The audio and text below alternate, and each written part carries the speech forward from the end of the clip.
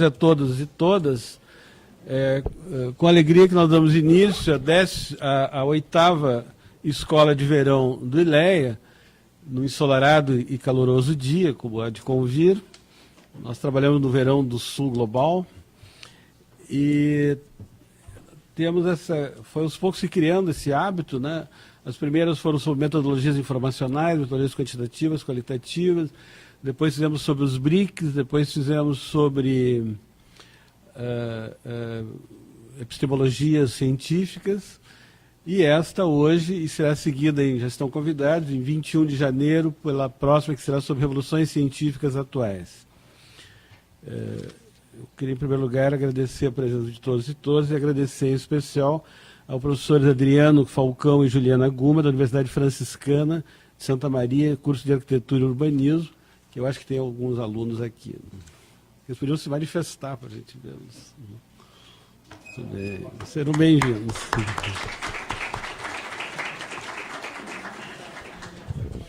Bom, esta ideia de uma escola de verão sobre cidades decorreu de vários debates que nós temos realizado em ILEA nos últimos 5 anos. Realizamos 700 debates, temos 500 vídeos no YouTube.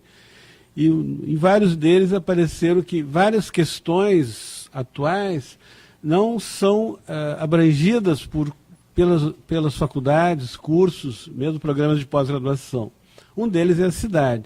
O professor Ribeiro, que deverá estar aqui via internet, porque nós o convidamos pessoalmente, o governo federal cortou todas as passagens das universidades, inclusive a do reitor. Então, se ele conseguir se adaptar, ele participará via Skype. E eu me lembro que ele, numa vinda aqui, o professor César Ribeiro, do IUPUR do Rio de Janeiro, da Universidade Federal do Rio de Janeiro, ele mostrava num gráfico que a cidade, na realidade, era explicada por 18 departamentos, né? Ou seja, não era explicada. A mesma coisa acontece em outros fenômenos. Tem um colega nosso que estuda psique de bebês, e os pobres bebês são estudados em 8 departamentos dessa universidade, só que ninguém contou para os bebês. A mesma coisa acontece com violência, que vem desde a psicologia, na arquitetura, nas ciências sociais, na segurança cidadã, etc.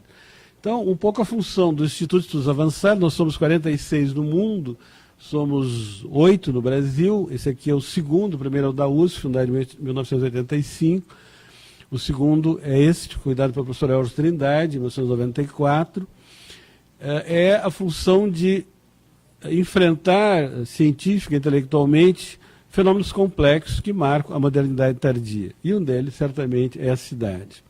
Se vocês olharem o cartaz, que foi uma elaboração da equipe do ILEA, vocês verem que nós começamos, não sei bem em que momento, mas em algum momento em Atenas, com toda a tradição da cultura ocidental, mas os nossos funcionários do ILEA mostraram que, bom, o Ocidente não é a única coisa no mundo. Daí nós lembramos de Machu Picchu, e certamente haveria que colocar Dubrovnik na Iugoslávia, haveria que colocar cidades assírias, os caldeus, haveria que colocar Beijing, né, com mais de 1000 anos. Então a ideia é mostrar essa historicidade do fenômeno cidade e, ao mesmo tempo, a sua tragédia. Se vocês olharem, essa foto é o incêndio de um edifício modernista dos anos 50 na cidade de São Paulo, que estava, né, ocupada por sem teto e que incendiou agora, uns 2 ou 3 meses atrás. Então, o que nós queremos nesse curso, daí nós fomos ajudar na organização os professores Eber, do Propur, professor Paulo Soares, da Geografia, a professora Vanessa, da Sociologia, e o professor Luciano Fedossi, também da Sociologia. Então, nós fizemos esses convites, os professores aceitaram, regiamente pagos, evidentemente, né? E entre os professores temos a ex-reitora Verana Panizzi, que muito nos honra.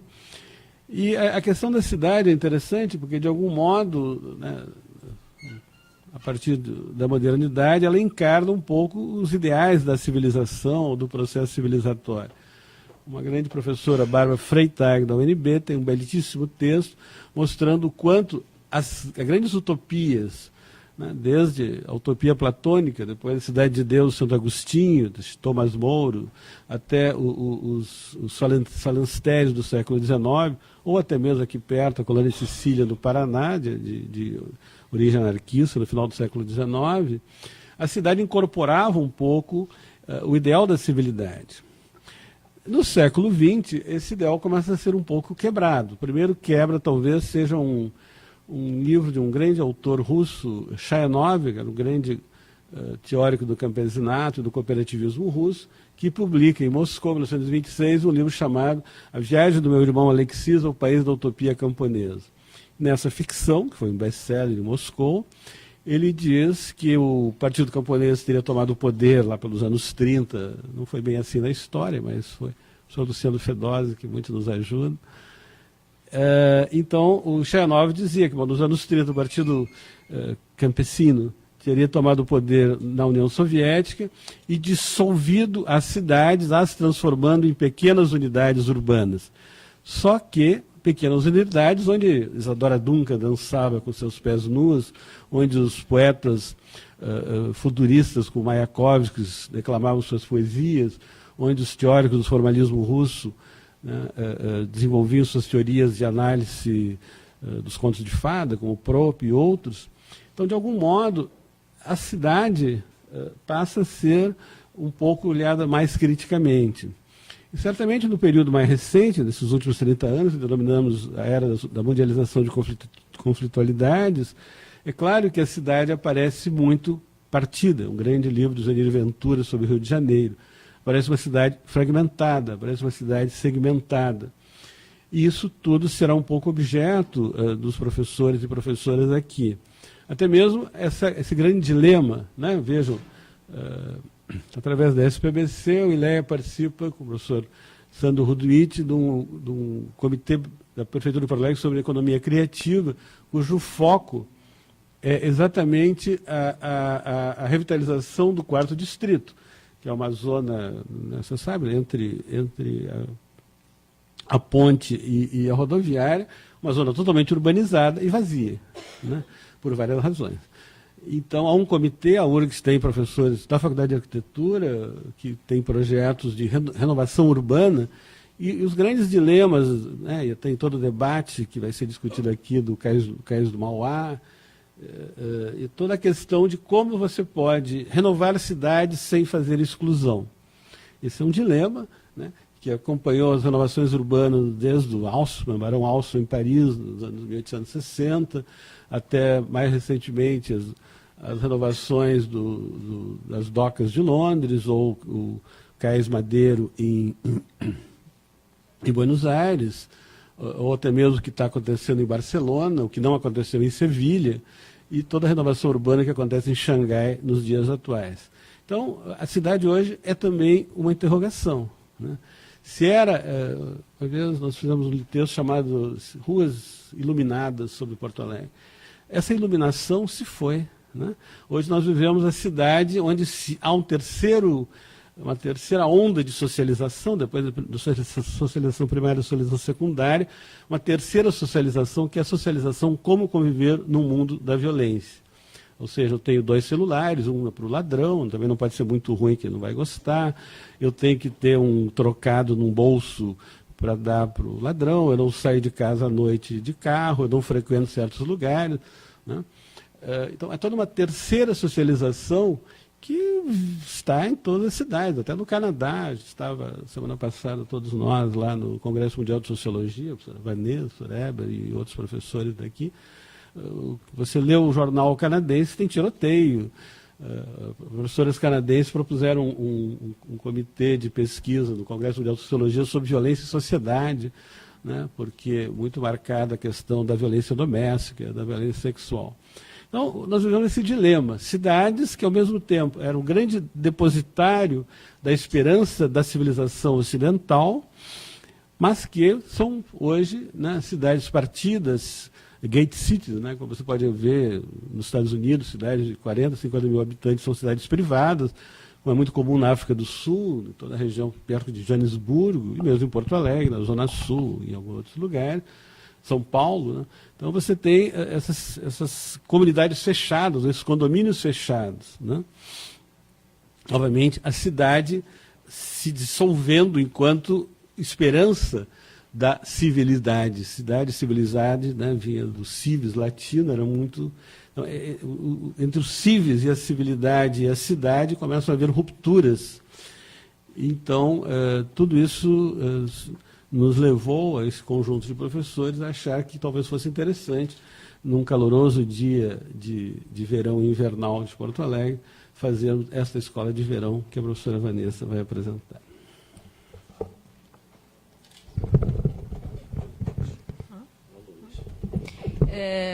Boa tarde a todos e a todas.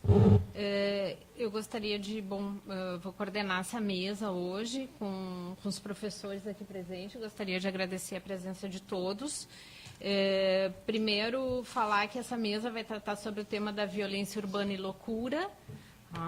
E nós teremos a presença de 4 professores falando aqui. Então, eu vou apresentar os currículos dos que nos acompanham.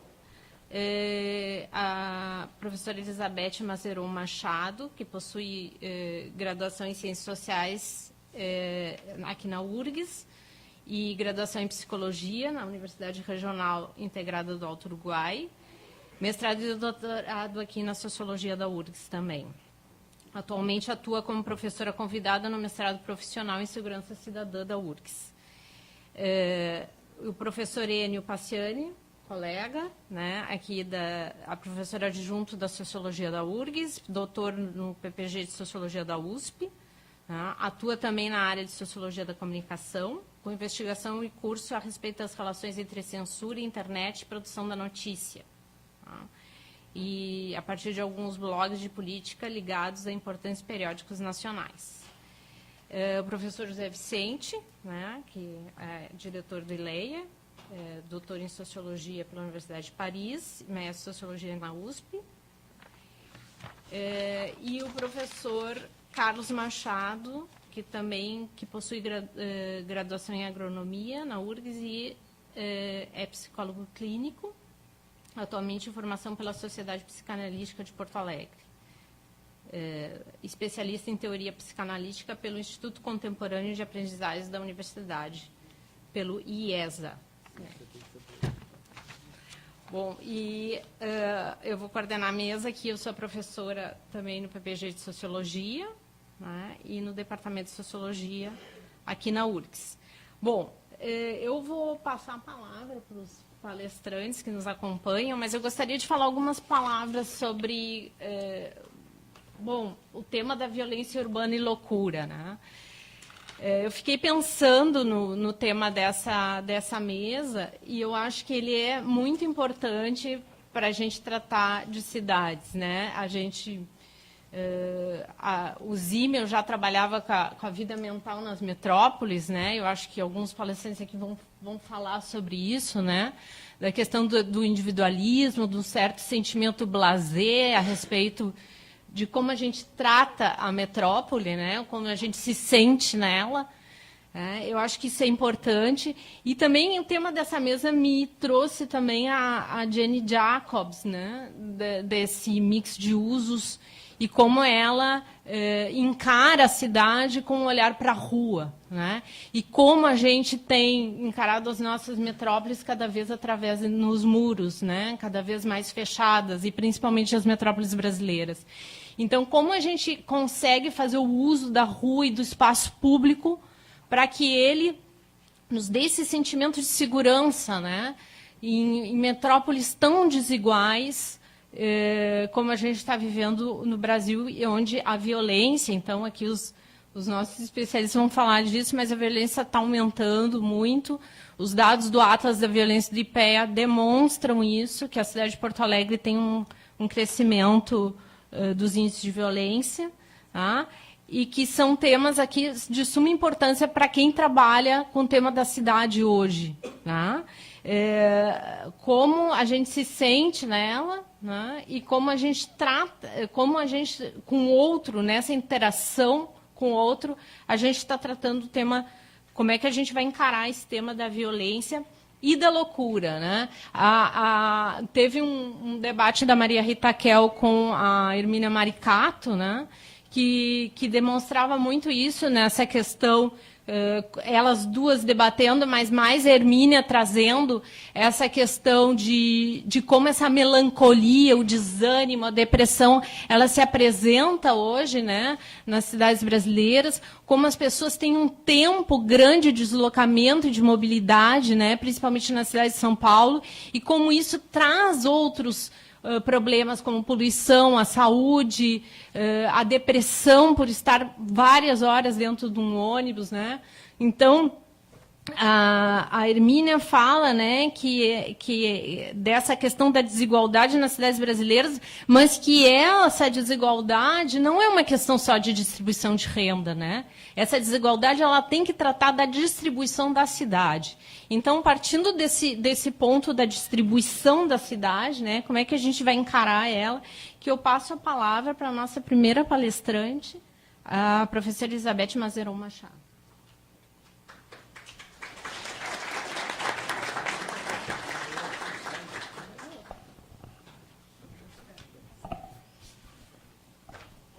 Boa tarde.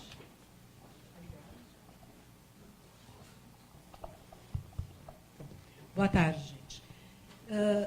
Vou ter que falar brevemente, porque o nosso tempo está apertado, né? E eu vou pegar justamente esse gancho para a gente poder pensar quem é o habitante dessa cidade, quem é o excluído e quem é o louco.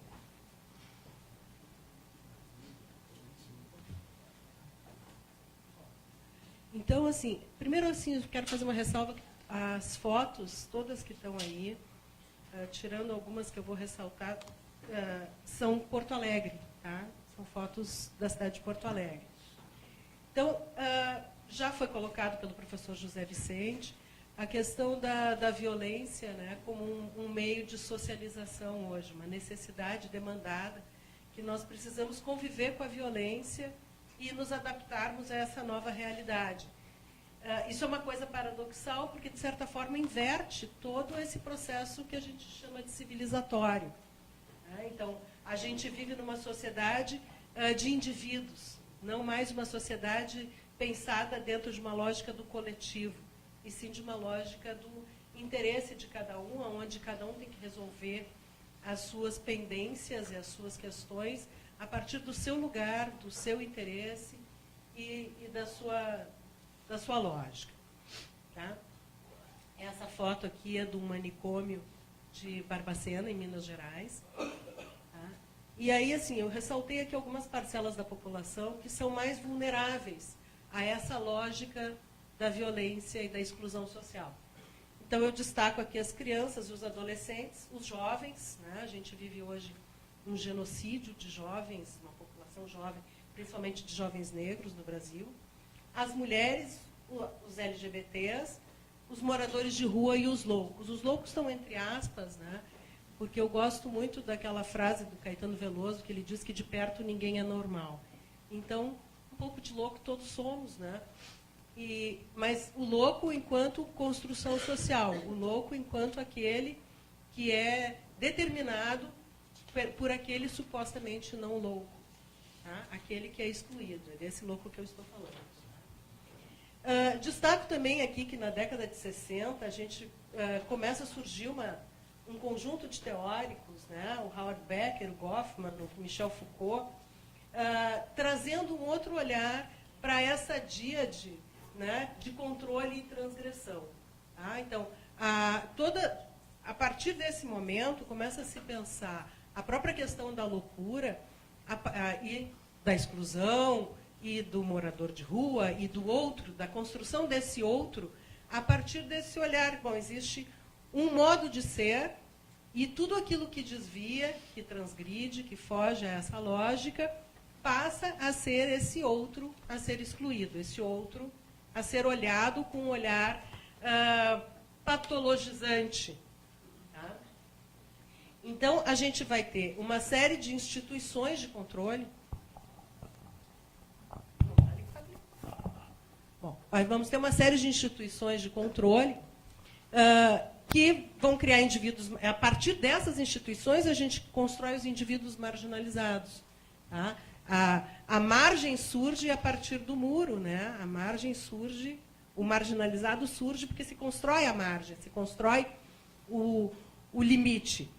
Então, nós vamos ter os criminosos, doentes mentais, minorias religiosas, raciais, de gênero, que vão servir como bode expiatório social e vão constituir, né, essa fronteira da sociedade respeitável dos homens de bem. Tá? Que, por favor, está entre aspas, porque eu também tenho muito medo das pessoas de bem. Então, aqui, para colocar essa questão, né, esse aqui é o Hospital Psiquiátrico São Pedro. A gente tem essa fronteira entre o eu e o outro. Quando eu peguei essa fotografia, eu fiquei me lembrando, né, quando eu vinha para cá, estudava aqui na minha graduação, pegava o ônibus e passava na Bento. O São Pedro era uma instituição que dava muito medo. A gente tinha medo de olhar para o São Pedro. O São Pedro, ele significava tudo aquilo que era maldito, tudo aquilo que era ameaçador. E eu acho que ainda tem um pouco essa aura, e ele mantém ainda uma aparência meio tensa, né? Então, ali daquele muro para dentro, não tem um sujeito que nem nós, tem um outro. Tá? Esse outro, com um monte de rótulos que a gente pode construir, é um outro que nós atribuímos essa condição a ele. E quando eu falo nós, eu estou falando dessa sociedade dos sujeitos que estão dentro de uma lógica do controle, da normalização, tá? Da naturalização. Então, a gente vai ter os muros, né? Temos cidades hoje com muros, né? Ali em São Paulo, Paraisópolis, né? Que tem um enorme muro. A gente se choca muito quando ouve o Trump falando do muro, mas a gente tem muros enormes na nossa sociedade, no dia a dia. Né? A gente tem muros separando bairros, a gente tem muros separando condomínios. Né? Então, tem condomínios murados com cerca elétrica, câmeras de vigilância, que diz que quem está dentro é do bem, quem está fora é perigoso. Né? Então, a gente faz todas essas construções.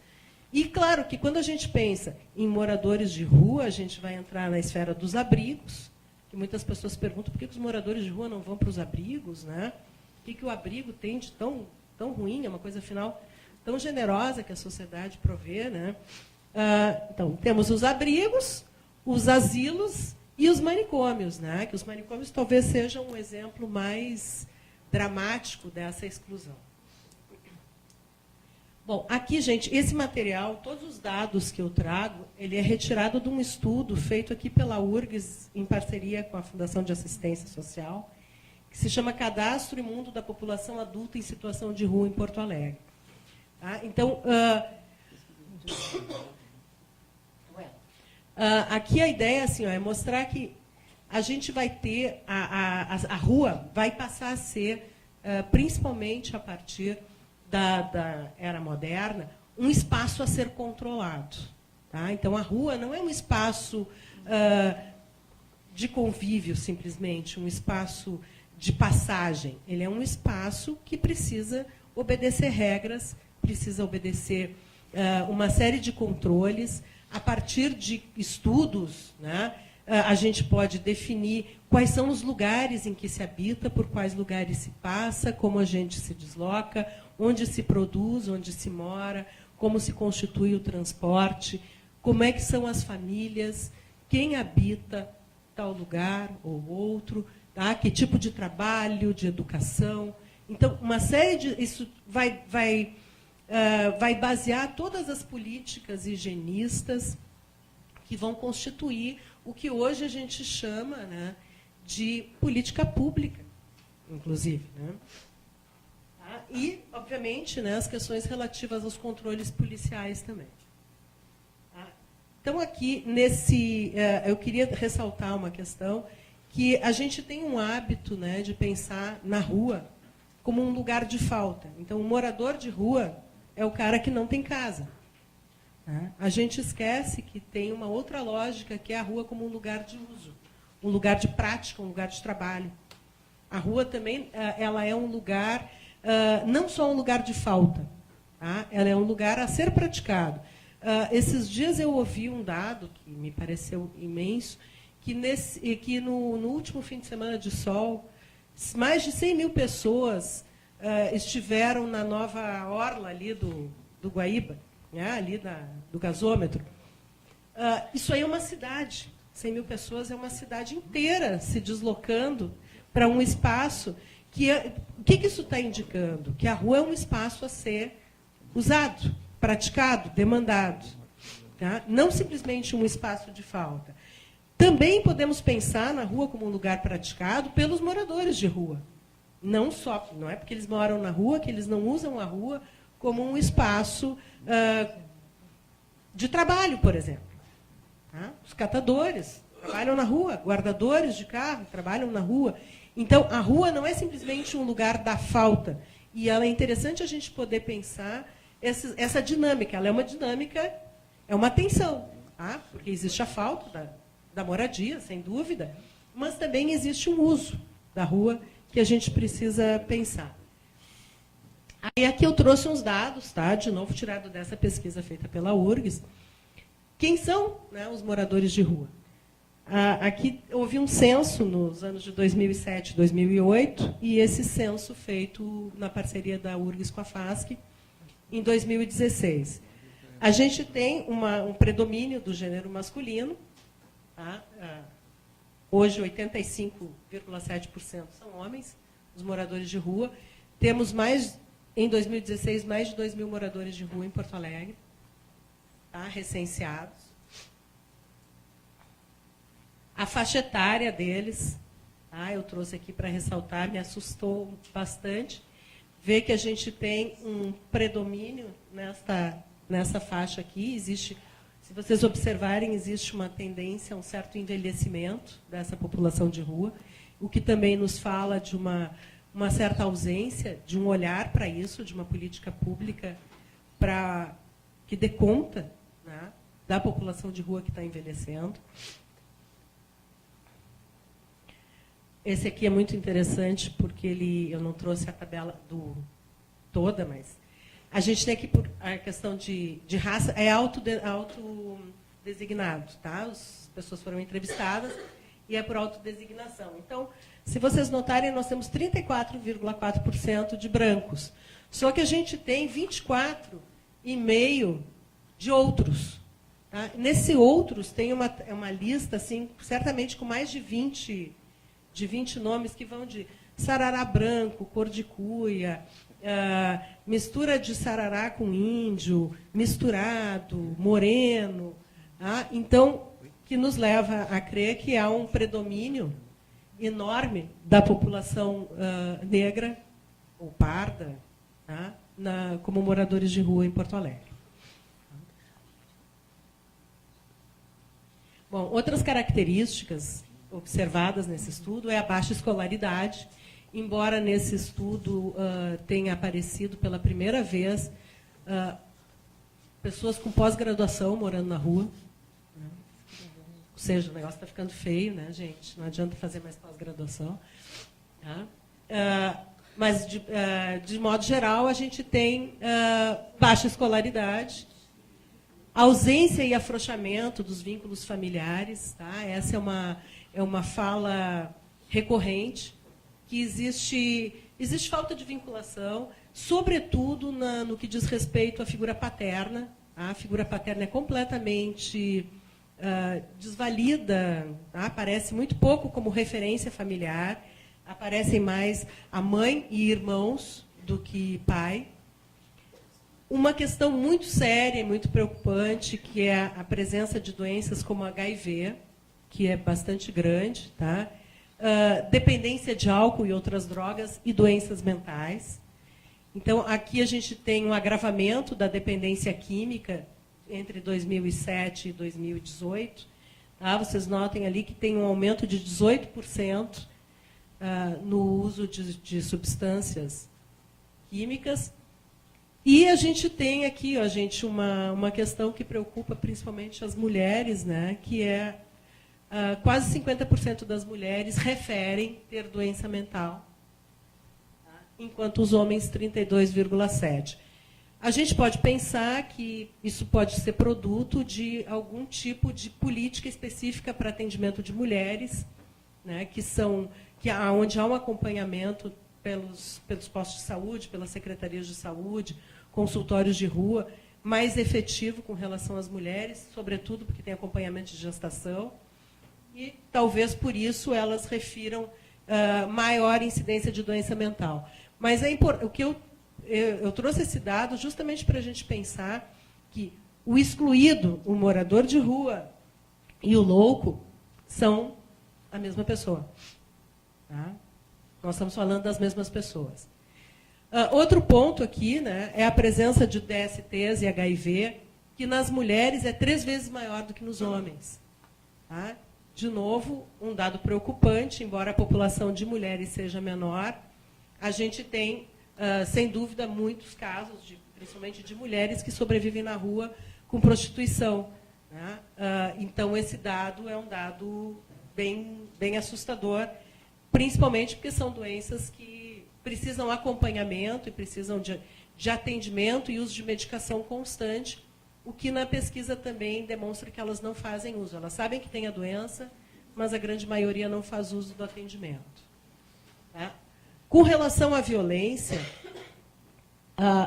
foi perguntado se eles já tinham sofrido violência.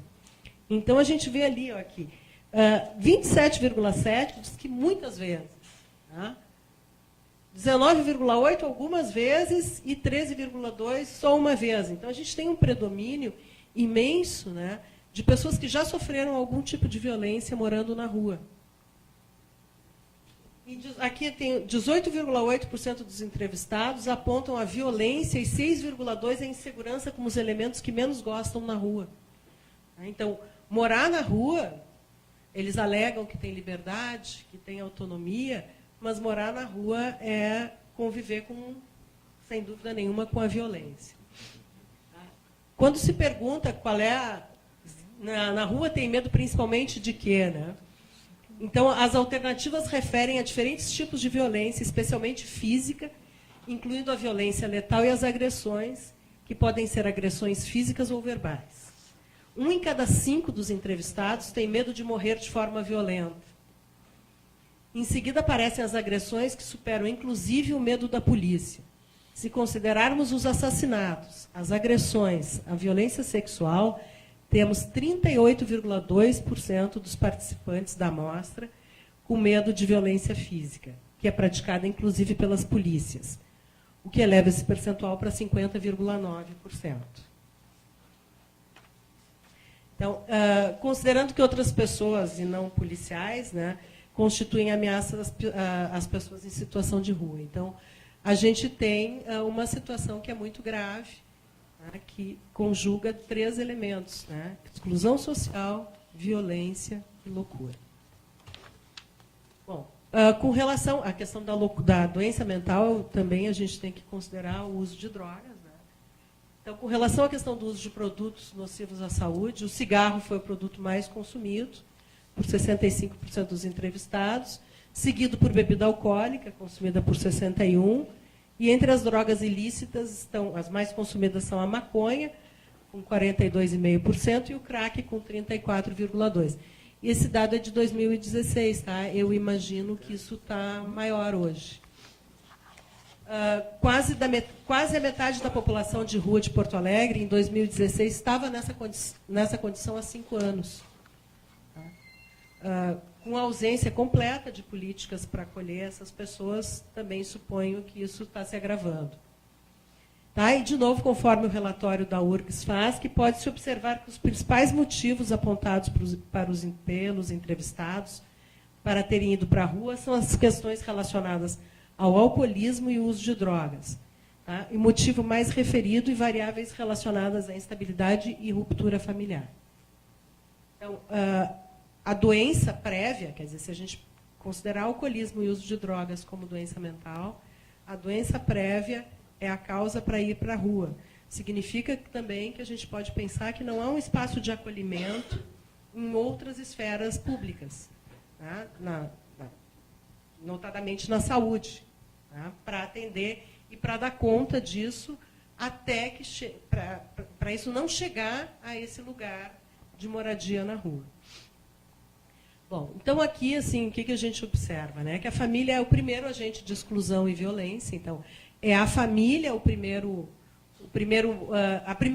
não que esse sujeito escuta. É por conflito familiar que a maioria sai de casa. Tá? Existe, o que eu estou falando aqui o tempo todo, uma relação entre doença mental, violência e exclusão social. Tá? Existe uma relação entre sexualidade, violência e exclusão social, e aí a gente vai ter um alto número, de novo, de portadores de DSTs. A questão dos muros, né? Eu já estou falando rápido, porque já me chamaram a atenção aqui. A questão dos muros como uma forma de construir essa exclusão, de dar forma física a essa exclusão. Quer dizer, não há o convívio, há o sujeito que pode estar dormindo na calçada, né? Mas ele está do lado de fora, né? Ele não é o que está do lado de dentro. A gente pode passar por ele, mas ele não é dos nossos, ele é dos outros, ele está fora. Existe um limite físico ali. Tá? E a gente pode pensar na rua também como um espaço de resistência. Aí, quando eu estou falando de espaço de resistência, eu estou falando enquanto sociedade ocupando a rua, enquanto sociedade buscando na rua essa integração, esse lugar onde a gente pode dar conta dessa falha e desse fracasso diante do Estado. Tá? E é isso, gente. Muito obrigada.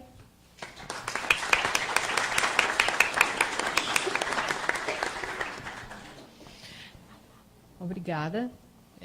Vamos passar, então, a palavra para o professor Enio Paciani.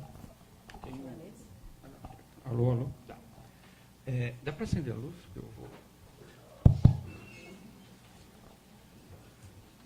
Boa tarde.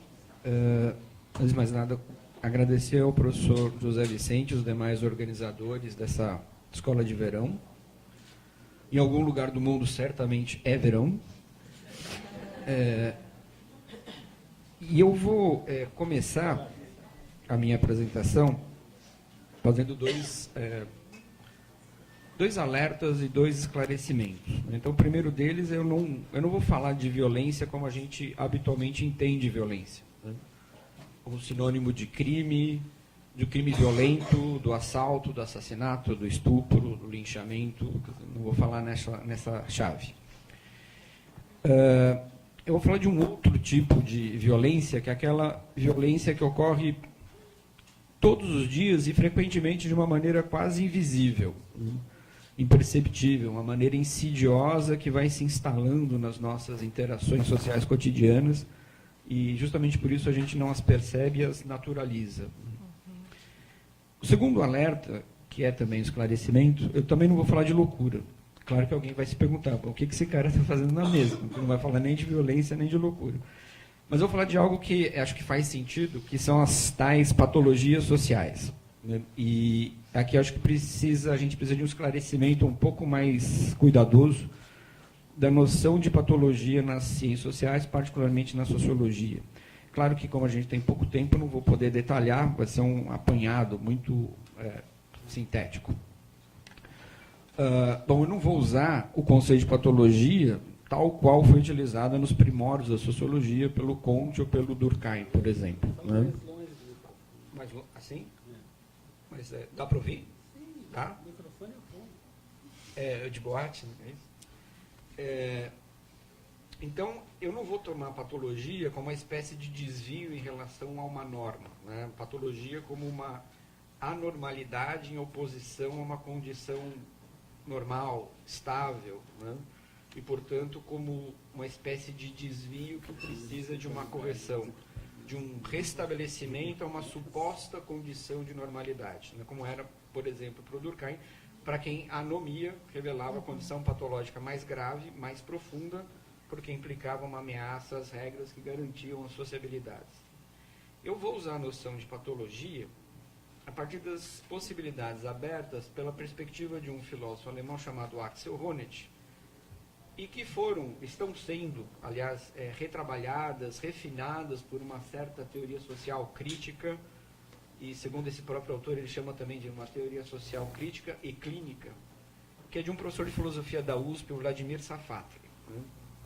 Então, a minha apresentação, ela se inscreve nessa mesma direção em relação a um novo modelo de crítica que investe nas possibilidades de recuperação contemporânea do conceito de patologia. E aí vou ler aqui um trechinho do próprio Safatli a respeito.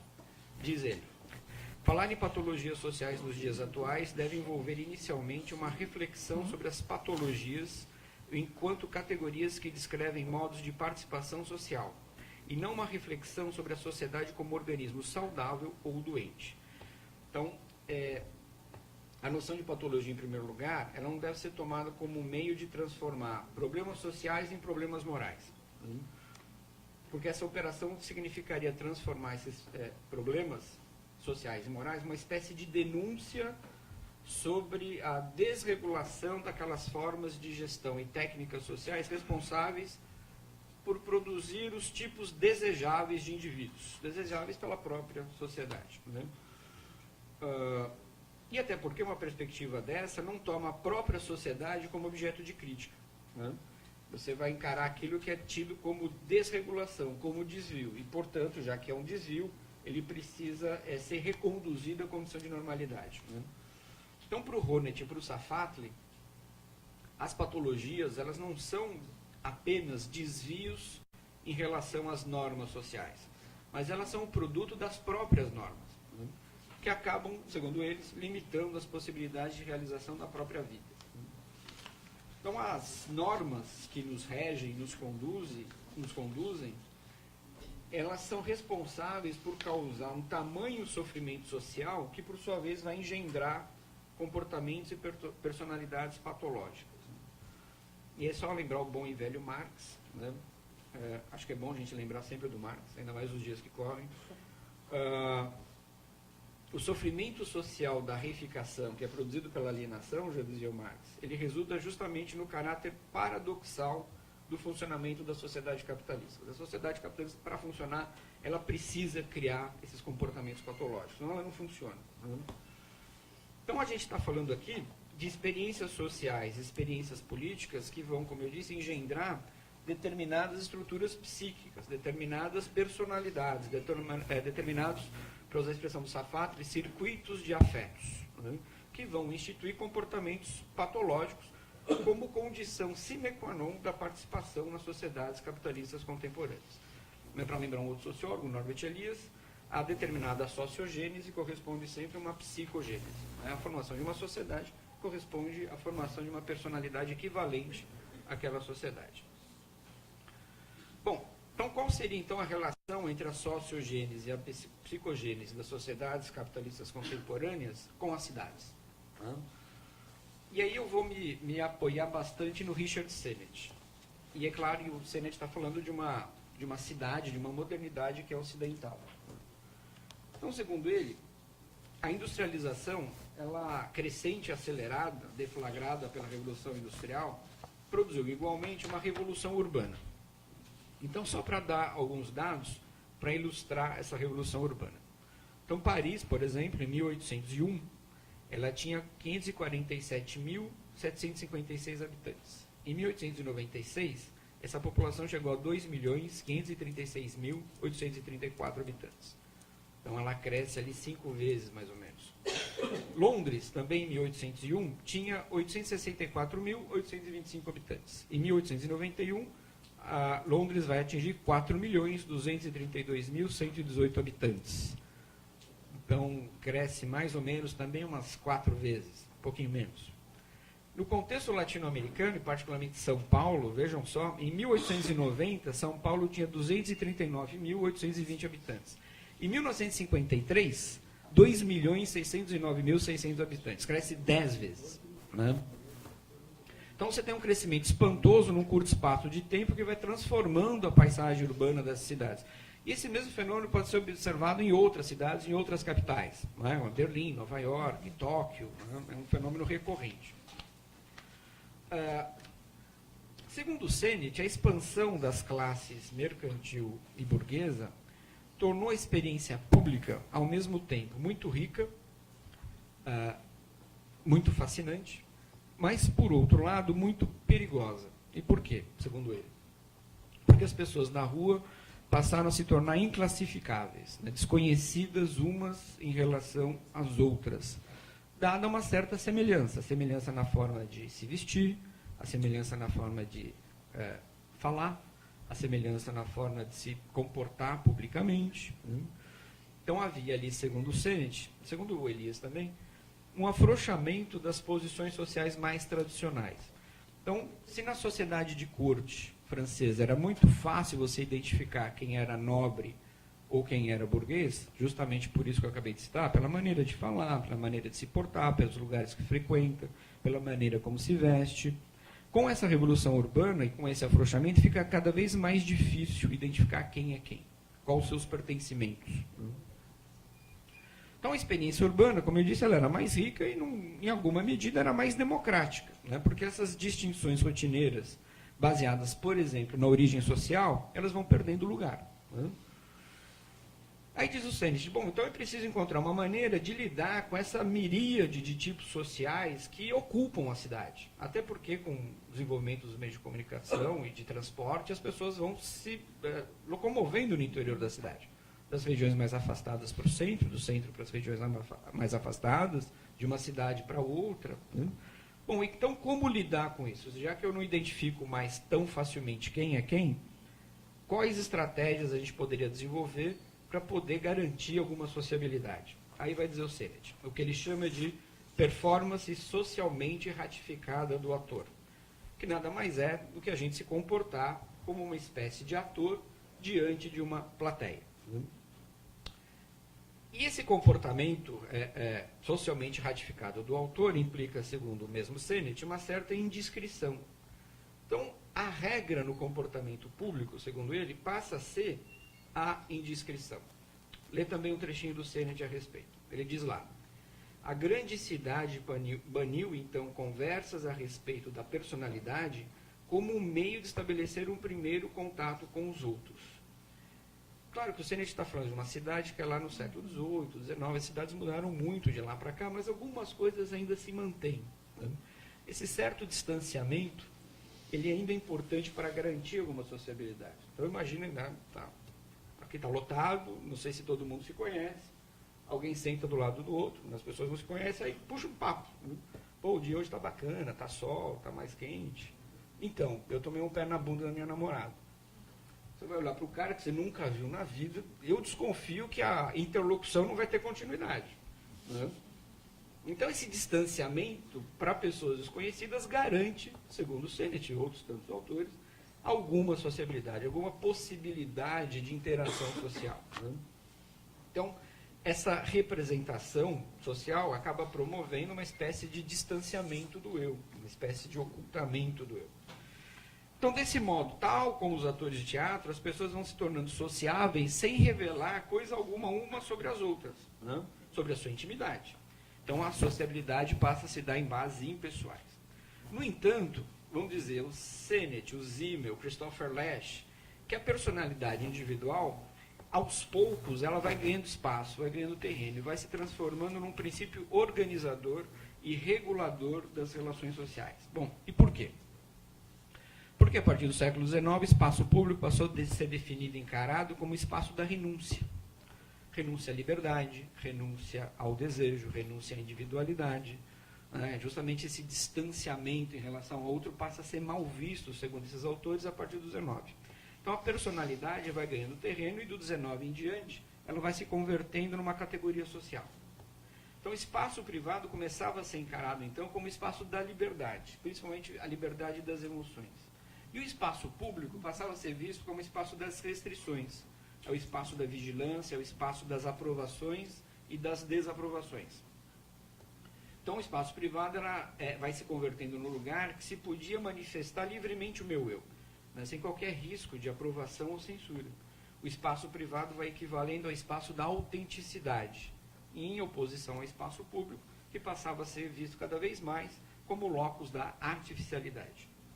Então, à medida que as ruas começam a se encher de gente, as pessoas foram perdendo cada vez mais o contato funcional umas com as outras na rua. Então, a multidão de estranhos só vai crescendo, e com elas a sensação, já foi dito aqui, de medo, diante desse desconhecido, diante dessa multidão. E, note-se, não é um desconhecido longínquo, né, mas é um desconhecido próximo, né, o forasteiro está ao nosso lado.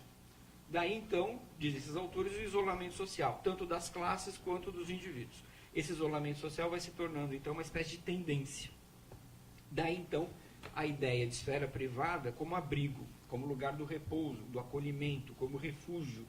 Enfim, é o refúgio contra a vida pública, que é impessoal, burocratizada, altamente regrada, altamente ritualizada. E aí começa a nascer, então, a ideia de esfera privada como lar. Né? E no bojo dessas transformações, a família vai aparecendo como um agente de estabilidade em meio à instabilidade da vida pública. Por isso essa família vai sendo reificada em termos como família modelo, família estruturada, você já deve ter visto em desenho animado, lar do oscilar, né? Fórmulas ideológicas que vão fortalecendo o ideal burguês de indivíduo. Então, a partir do 19, a heterogeneidade e a complexidade passam a ser vistas como inimigos daquele caráter supostamente estável e durável das relações pessoais. A complexidade vai se tornando uma ameaça à personalidade e deixa de ser uma experiência social desejável. Então, as relações sociais elas tendem a se tornar, consequentemente, mais homogêneas, padronizadas, eliminando as diferenças dos círculos sociais que as pessoas buscam constituir. Então, o que a gente observa a partir do 19 é o desenvolvimento intenso de um processo de individualização que vai continuar no século XX e XXI e vai se aprofundando cada vez mais e causando consequências sociais talvez trágicas. Né? Então, nas sociedades capitalistas, o equilíbrio social vai sendo adquirido graças ao isolamento e à indiferença. Vai gerando uma espécie de apatia dos sentidos, uma insensibilidade em relação aos outros, uma espécie de anestesiamento quanto à dor alheia. E esse torpor vai sendo aliviado e mesmo recompensado mediante o desenvolvimento de uma ideia absolutamente individualizada de conforto. Então, o conforto se associa à liberdade do movimento, ao relaxamento do corpo, à liberdade de falar o que se pensa sem qualquer restrição. E onde a gente faz isso? Na esfera privada. Só que esse princípio passa a ser transportado para a esfera pública. Então, um sociólogo como Zimmel, citado aqui pela Vanessa, vai dizer que a grande cidade moderna, ela se alimenta quase completamente da produção para o mercado. Logo, os fregueses, todos aqueles envolvidos nas transações econômicas, eles vão se tornando completamente desconhecidos uns aos outros. Né?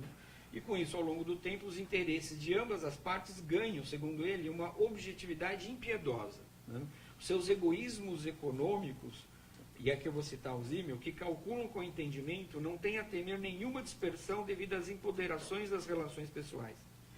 Então é como se essa racionalidade contábil, essa exatidão, essa objetividade, vão inspirando, como disse a Vanessa aqui, o caráter blasé da cidade grande. Né? A essência desse caráter blasé, segundo Zimmel, é o embotamento frente à distinção das coisas. As coisas são percebidas, mas são sentidas como nulas. Então, o comportamento blasé nada mais é do que uma adaptação das pessoas a esse ambiente em que ocorre uma mera intensificação quantitativa das mesmas condições. Então, você tem uma atomização dos indivíduos e dos comportamentos. Diz o Zimmel, essa atitude espiritual dos habitantes da cidade gera uns com os outros uma espécie de reserva. Né? Essa atitude espiritual que define a cidade é da reserva, do distanciamento, do afastamento. Essa dissociação entre os indivíduos constitui uma das formas elementares de socialização das cidades grandes, principalmente das cidades em que circula o capital, das cidades em que predomina o dinheiro. Dissociação que vai levar, segundo o Zimmel, ao isolamento entre os indivíduos e, consequentemente, à solidão desses indivíduos. É o que ele chama de uma quantidade negligenciável, uma vez que aquilo que importa é o ganho monetário, é o lucro. E isso vai levar a uma transmutação dos próprios indivíduos em mercadorias, em coisas, em empresários de si mesmos. Né? Então, vivemos hoje, segundo um filósofo sul-coreano, Byung-Chul Han, numa sociedade do desempenho e da produção que nos obriga a gerir nossas próprias vidas sempre em busca do maior desempenho, da maior produtividade possível, tanto no trabalho quanto no lazer, não importa. Né? sempre nos forçando a ir muito além de nós mesmos. Essa sociedade, ela vai descartar, segundo o Byung-Chul Han, qualquer forma de negatividade, qualquer forma de limite, qualquer forma de interdição, e vai valorizar exageradamente justamente a positividade. É a sociedade, segundo ele, do yes, we can, né, da afirmação frequente da individualidade. É uma sociedade cujo fundamento é o caráter de positividade da sociedade de desempenho. O exagero da positividade, o elogio ao desempenho, a recusa de conviver com diferenças, a não aceitação de qualquer ideia de limite, de interdição, vão produzir, segundo esses autores todos aqui que eu citei, estados patológicos. Né? A depressão, o estresse, o déficit de atenção, a hiperatividade e a angústia. Né? E tudo isso, segundo o Sennett, passa a ter também consequências, não são apenas psicológicas, são consequências psicológicas, sociais e políticas. Né? E por quê? Segundo ele, numa sociedade que se organiza assim, vai empalidecendo aquilo que o Sennett chama de destino compartilhado. Né? É a indiferença em relação ao outro, é a complacência. O outro desaparece, o que importa é o meu desempenho, é a minha produtividade, supostamente a minha felicidade, que segundo esses autores também não vem, ela não chega. Obrigado.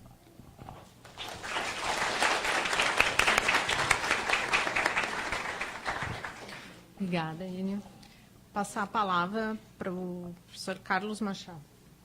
Bom, pessoal, em primeiro lugar, boa tarde a todos. Agradeço o convite formulado pelo professor José Vicente. Na verdade, eu não sou professor, né? Eu sou psicanalista e pertenço à Sociedade Psicanalítica de Porto Alegre, e dentro dessa ideia sempre presente no Zé Vicente de fazer uma interdisciplinaridade, vamos ver como é que a psicanálise pode colaborar com essa questão que está sendo colocada aqui. Né? Na verdade, eu pegaria o que a professora Elizabeth trouxe, o professor Enio trouxe, e esmiuçaria para dentro dos nossos lares. É uma coisa muito difícil de fazer, porque a gente sempre quer ver isso nos outros. Né? A questão da gente, ela sempre complica mais. Então, passa aqui. Os títulos alternativos, então, desta pequena conversa com vocês poderiam ser as violências surdas do cotidiano, que cada um de nós sempre está sofrendo, as pequenas violências do dia a dia. A partir disso, a formação do caráter baseada em identificações, o professor Enio traz alguma coisa disso, né? A partir de identificações muito primitivas, a gente vai se formando, né? E vai fazendo circuitos automáticos. E outro título, que eu acho que talvez seja o mais apropriado, seria as questões narcísicas que cada um de nós carrega. Eu começaria por colocar determinadas coisas que todos temos e que a gente, como eu falei antes, não gosta de ver na gente. Por exemplo, associado ao Marquês de Sade, vem o termo sadismo. O que é sadismo? É, como diz o Erich Fromm, a paixão para se ter um controle absoluto e irrestrito sobre o outro. Quem de nós não tem isso? Quem de nós não tem, por exemplo, ciúme? Está aí, está dentro dessa esfera. Né? Qual é a situação que não se viveu em termos intrafamiliares, de controlar, de regular? Nós estamos nessa situação de se ter controle. Evidentemente que isso tem graduações. Quer dizer, por que será que alguém, dentro desse viés da violência, por que será que alguém pode ter desejo de fazer o outro sofrer ou humilhar alguém? Situações que são muito comuns, eu vou mostrar exemplos aqui, até acadêmicos, em termos dessas situações. Bom, por alguma razão, essa então seria talvez um outro título alternativo, a violência ou a loucura privada, tá? As pequenas loucuras privadas que nós temos nas nossas rotinas, nos cotidianos. Aspecto importante que alguns psicanalistas, que inclusive não são muito enfocados dentro da própria psicanálise, tá? Porque você sabe que a psicanálise ela tem algo muito narcisista. Então, quando alguns autores apontam o narcisismo dentro da psicanálise, eles são meio que escanteados. Mas o que é, por exemplo, o Erich Fromm, que é um culturalista? Ele diz que a questão da impotência, né, vamos dizer assim, o sujeito vai tentar ficar potente através da diminuição do outro. Então, é um sentimento ilusório de compensar a própria fraqueza. É a promoção da grandeza, ou de uma ilusão de grandeza, em cima da fraqueza do outro. E isso estaria vinculado à palavra vingança. Mas vingança do quê? Não. Vingança do quê? Aí que tem alguns autores que estudam muito isso, que traumas primitivos ficariam pedindo indenizações ao longo da vida. Os autores que mais estudam isso é o Heinz Kohut e o Bela Grumberger, que são autores muito vinculados ao tema do narcisismo dentro da psicanálise. Vocês sabem, né, pessoal, a gente fala psicanálise é uma coisa muito aérea, né? Nós temos na psicanálise hoje pelo menos 14 correntes teóricas distintas. Tá? Então, vamos dizer assim, o que uniria o tema da violência com a minha fala, o tema que o professor me convidou para falar, dentro dessa interdisciplinaridade? Que as relações atuais, os objetos atuais do nosso convívio, teriam que pagar uma conta. Tá? Quer dizer, uma conta do quê? De algo que ficou faltando. Então, o paradoxal é que o sujeito pode se vingar, por exemplo, nas relações familiares, controlando a esposa demais, controlando o marido, o namorado, filhos, né? Com colorido similar àquele das identificações, numa identificação atemporal com quem foi traumático. Isso é muito comum, pessoal, na nossa clínica. É muito comum. Né? Como diz o Bela Grumberger, né, é uma ilusão de colocar a salvo a sua honra narcísica. Quer dizer, se alguém tem um caráter predominantemente assim, e nós temos muito isso hoje na contemporaneidade, por causa das relações de competição, que são muito acirradas, né? O sujeito tem que se fazer em cima do outro. Ou melhor dizendo, o sujeito tem que se fazer em cima, permitam a palavra, da castração do outro, da diminuição do outro, da retirada de poder do outro. E com isso ele tem uma ilusão, então, de se aumentar. Isso é muito comum hoje em dia. E essa é uma violência que o professor Enio diz uma questão, e eu fiquei pensando, ele fala do Axel Honneth, que tem um estudo muito interessante com um psicanalista que trabalha muito com essas questões do espaço entre eu e tu, entre tu e eu, que é o Winnicott. Então, o Honneth tem essa questão do reconhecimento. Como é que se dá o reconhecimento? Né? Vamos dizer assim, essas questões hoje em dia, elas estão muito contempladas pelas competições, né? Que nós temos muito... É o nosso dia a dia. Então, eu estava falando que o professor Enio disse que, às vezes, o sujeito vai buscar o refúgio no lar, né? E às vezes não, às vezes ele quer fugir do lar. Porque no lar ele vai encontrar, muitas vezes, prepotência, competições, isolamento, e por aí vai. Né?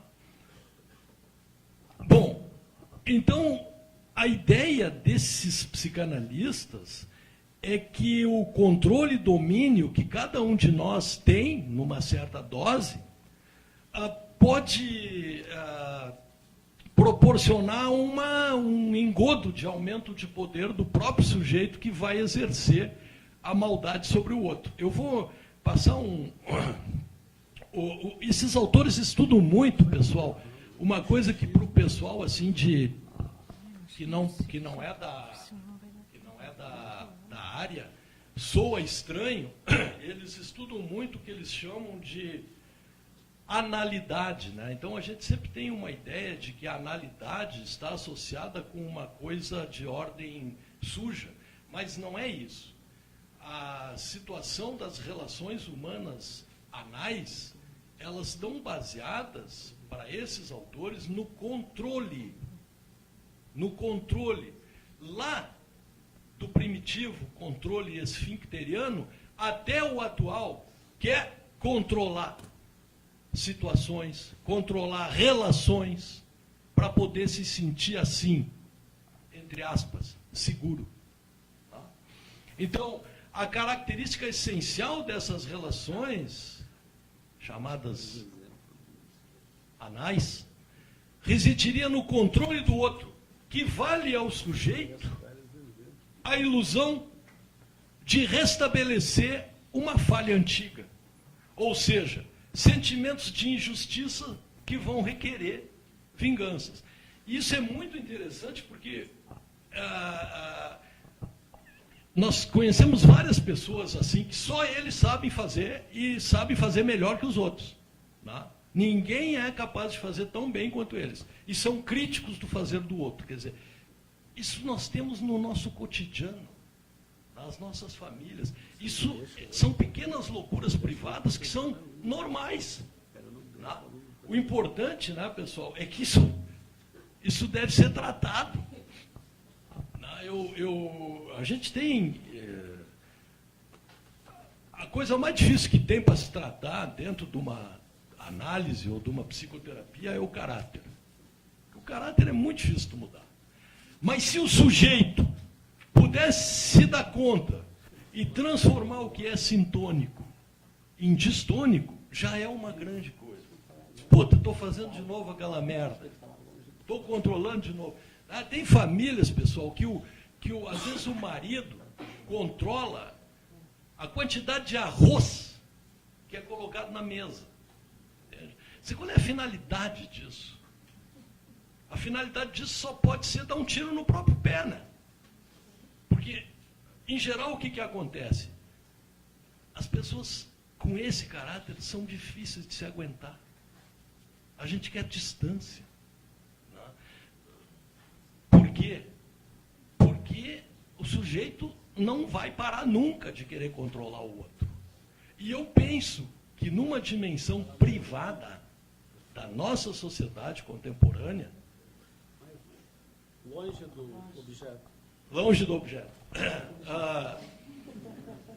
Eu penso que na nossa sociedade contemporânea, pessoal, esses aspectos que eu estou trazendo são fundamentais da gente procurar tratar para poder viver melhor.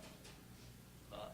E isso faz parte, sim, poderíamos dizer, de microcidades. Que são as microcidades que cada um, então, deveria de ter o seu repouso, a sua tranquilidade, e muitas vezes é um inferno. Eu tinha um paciente que quando a esposa ligava para ele no celular e ele via que era ela, ele começava a chorar. Por quê? Porque era o início do massacre, né? Era o início do massacre. Quer dizer, claro que essa situação é a verdadeira, ela é caricatural. Mas olha o que eu estou falando, quer dizer, são pequenas cidades privadas de cada um de nós. Bom, Olha aqui, ó. Eu trouxe alguns exemplos aqui. Eu tenho ainda mais 5 minutos, então eu vou passar. Vocês viram Relatos Selvagens? Relatos Selvagens ficou 40 semanas em cartaz em Porto Alegre. Trata disso. Reunião de família da Lia Luft é perfeito também. É um pai que ninguém aguenta e todo mundo quer se ver livre. Por quê? Porque ele tem que controlar a família inteira. Uma obra magistral que eu recomendo que vocês leiam sobre o ciúme patológico, talvez o que mais profundamente foi escrito, é do Ernesto Sábato, chamada El Túnel. É um livrinho pequeno, uma novela de 1948. O Sábato é um escritor argentino de primeira linha. El Túnel é alguma coisa que fala disso, desse controle exacerbado nas relações íntimas. Tá? Eu penso que é disso que nós estamos falando, dessa questão íntima. Jornais diários sobre mortes, sobre o cara que matou a mulher que matou o marido e por aí vai. O que é isso? É controle sobre o outro. E casos clínicos, né? Eu queria trazer Aqui eu falo muito da questão do dinheiro, que hoje em dia é muito usado para isso, porque o dinheiro ele cumpre um papel realmente paradoxal, tá? Porque ele é real e ao mesmo tempo ele permite esta questão do mais forte dominar o mais fraco. Tá? São frequentes essas situações. Eu falei que são paradoxal porque serve a dois senhores, é verdadeira e ao mesmo tempo serve para o domínio. Eu queria trazer essa outra aqui, essa situação aqui, um exemplo comum de pequenas maldades. Eu vi, isso aí ninguém me disse, eu vi. Uma situação em meados da década de 90 do século passado, quando eu fui assistir uma defesa de dissertação. A dissertação era sobre violência. E eu me lembro que as coisas estavam fluindo, as pessoas estavam criando algo, e a palavra então foi dada a uma professora da banca, que era uma espécie de papisa no assunto, mas ela devia estar com alguma coisa, e ela precisava de uma vingança. Tá? Eu não sei se tinha problema em casa ou não, mas, enfim. Eu me lembro bem os requintes, que ao desmontar e triturar a tese da aluna, ao final de cada frase, ela balbuciava uma espécie de cacuete, assim. Parecia um rugido. Tá? E eu não deixei de perceber que escorria, assim, pelo canto da boca, uma espécie de secreção, que às vezes ela tinha que limpar. Eu me lembro do quanto ela se aumentava pelo ar triunfal em cima da trituração da mestranda. Eu na época, eu estou trazendo autores aqui que eu sei que não são da alçada de vocês, né? Mas eu desconhecia o trabalho do Belair Grumberger, tá? E eu fui buscar na época o Jean Bergeret, que é um autor que fala muito sobre psicopatologia dentro da psicanálise, e ele trazia sobre traços de caráter, né? Traços orais reativos que necessitam da constante presença de um rastilho de baba no canto dos lábios, significando ao mesmo tempo necessidade e prazer de morder o outro. Então, apenas como hipótese, eu trago que talvez a professora necessitasse de uma indenização por algo, e que essa necessidade poderia ser o colorido de um estado vivencial básico dela. A pessoa carrega isso consigo no inconsciente. Sem entrar se oral ou anal nesse questionamento, quer dizer, o sentido da lógica do funcionamento do nosso inconsciente. A pulsão de domínio, mas ao mesmo tempo a completude narcísica, a ilusão de que ela iria buscar essa completude em cima da castração do outro. Isso é ilusório. O que acontece, pessoal? O que acontece? Acontece isso. esse tipo de caráter, a pessoa vai se isolando, vira um tiro no pé e ninguém aguenta. Tá? Então, era isso que eu tinha para trazer para vocês. Agradeço.